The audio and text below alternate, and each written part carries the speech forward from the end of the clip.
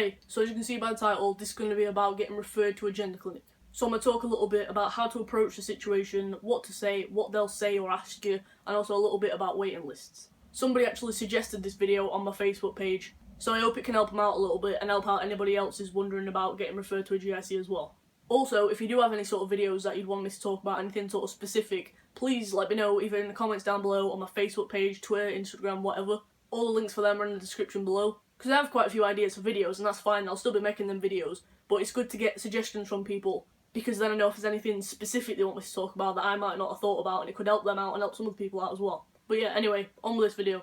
So from what I know for how you get referred to a GIC is that you have to speak to a doctor and get a referral from them. So that could be any doctor that you see, it doesn't just have to be a GP.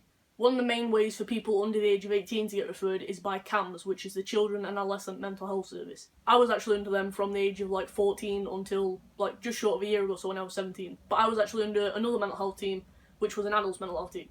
And I saw them a lot more often than I saw CAMS, and actually was in the process of like getting discharged from CAMS, so I went to the other mental health team to see a doctor. So basically what I did was, I came out, spoke to mum and dad and everything, and then it might have been like a week later, I think it was pretty soon after I came out, I rang my occupational therapist from the mental health team and basically just said, you know, I've just come out, I'm trans, I wanted to see if I could get an appointment with a doctor at the mental health team to talk about getting referred to a gender clinic. And she was like, right, okay, I can speak to him and get him to, you know, sort something out and send you a letter out or something. And then an appointment with her, like, in the next week, so I spoke to her about it as well when I had that appointment. So basically all I did was, my occupational therapist talked to the doctor at my mental health team. I'd already spoke to him a lot of times for, like, reviews and stuff. And we set up an appointment date, and me and mum and dad went. And basically all he did was ask me a few questions, which I think he asked me why I thought I was trans, what sort of signs and stuff that made me think that way, how long I'd known. He asked me about my sexuality, how I would define my sexuality and what that sort of means for me. I told him I was pansexual and made a joke about being sexually attracted to pans, so good job.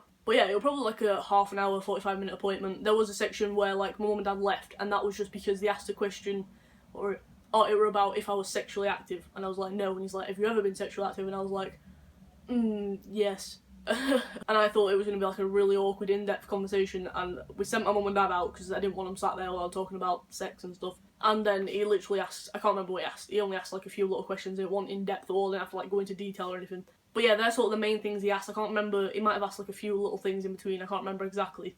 Oh, but I did make a video about, it were an update video from when I did get referred and I had my referral appointment. I think that was like my second ever video, and it's actually pre-filmed. I just re-uploaded it on this channel because I had another channel where I just did stupid shit, it wasn't trans-related stuff. But yeah, obviously I spoke about it and that was fresh from memory because it was like right after the appointment. So if you want to go and check that video out, it probably has some more information in there. I'll leave a link in the description, in the cards, and on the end slate so you can click it wherever you want as well. Because my memory is crap. I remember those main questions, but I don't know if there will have been a lot more. It's like, that wouldn't have covered half an hour, 45 minutes. Should be able to find out a little bit more in-depth, like fresh from memory, because, you know, this were over a year ago is when I came out. So in terms of how you approach the situation, I think it sort of depends on what route you're taking in terms of who you're talking to. But like, if you are under 18 and you're in CAMS, I think the best thing to do would just be basically what I did with my mental health team, just in terms of CAMS. So like, next time you have an appointment with your therapist or whoever you see, you know, speak to them a little bit about it, say that you want to talk to a doctor about getting referred to a gender clinic, and then, you know, set up an appointment date with a doctor and basically just say you want to be referred to a GIC, and they'll probably just do the same thing, like, they'll know the process and stuff. So if you're not under any mental health services, then, you know, the best way probably just be to go to your GP, which a lot of people do. If you're not under a mental health service, then your doctor will be your GP. And I'm pretty sure it's just the same thing, really. Just ring up, make an appointment with your doctor. You don't have to specify what you want to talk about. I made an appointment with my doctor. I had to book like 3 weeks ahead. I basically just rang up and said I want an appointment with my doctor's name. And I just said, oh, I just want to speak to her about something. And then they booked the appointment for me on the next available date and the one that I could turn up to.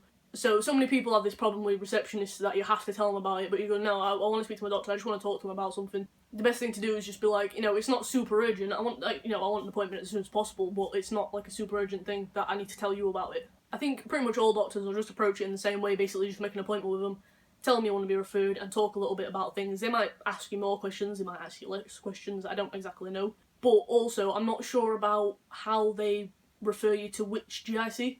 Because obviously there's like several around the country. If you're under 18, you'll be referred to the Tavistock Clinic, which is the clinic in London for children. I unfortunately came out at 17, so I was too old to go to the children's clinic because I would have been 18 way before I would have got an appointment with them. And I couldn't be referred to the adults because I wasn't quite an adult, so I had that sort of waiting period until my 18th birthday. But if you're under 18, you'll get referred to Tavistock, and that's the one that you get referred to because it's the only children's one. And then if you're an adult, there's like several different clinics based around different places. Best thing to do is probably just to do some research, find out about how long the waiting lists are, which ones are closest to you, you know, like if you know any other trans guys, ask some trans guys about if they know the waiting times for this one or this one. Mine were kind of made easy for me because my occupational therapist were like looking into stuff and looking about gender clinics and stuff like that. And she was like doing all this research to try and like help me out as best she could, which was really nice of her. And she already spoke to the doctor about it before the appointment, and they basically said, you know, we can refer you to Leeds GIC or Sheffield GIC because they're the ones that are sort of closest to me. And they said how long the waiting lists were, and I think Leeds at the time was like 2 or 3 weeks shorter waiting list than Sheffield, but Sheffield's closer. So like, oh, for the sake of 2 or 3 weeks, it might as well be at Sheffield and take me less time to get there. I know my way there and stuff, so it's just more convenient.